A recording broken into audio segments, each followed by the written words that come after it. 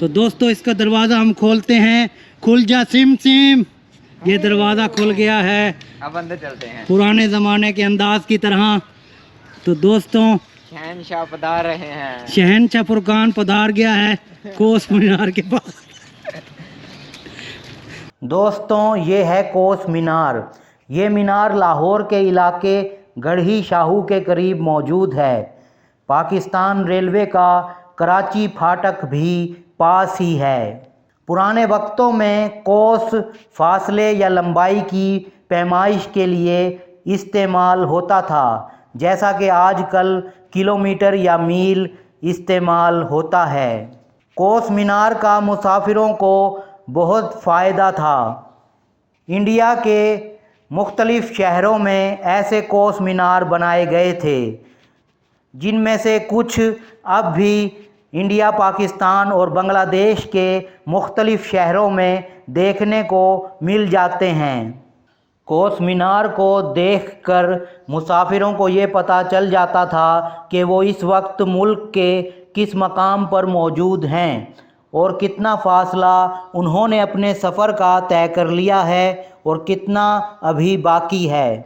दोस्तों कोस मीनार पर रात को आग की मशअलें रोशन कर दी जाती थीं और पहरेदार भी मौजूद होते थे।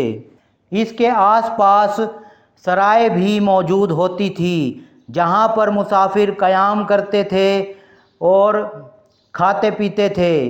इसके अलावा जानवरों को बांधने की सहूलत भी मुयस्सर होती थी उनको। दोस्तों कोस कितने गज़ का होता था, इस हवाले से इख्तलाफ पाया जाता है। कुछ लोगों का कहना है कि 3000 गज़ की लंबाई का एक कोस होता था और कुछ कहते हैं कि 4000 गज़ की लंबाई का एक कोस था। हो सकता है कि मुख्तलिफ़ बादशाहों के दौर में कोस की पैमाइश या लंबाई मुख्तलिफ रही हो। अब ये मीनार किसने बनवाया था, इस हवाले से भी इख्तलाफ राय मौजूद है। कुछ लोगों का कहना है कि ये मीनार शेर शाह सूरी के दौर में बनाया गया था, जबकि कुछ का कहना है कि ये मुग़ल बादशाह जहांगीर के दौर में बनाया गया था।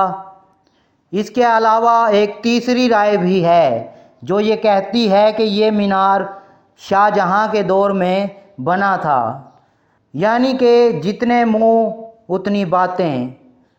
इस मीनार को बनवाने वाले शख्स का नाम वाज़े नहीं है।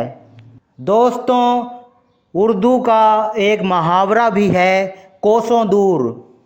इस मीनार की बुलंदी है 9 मीटर।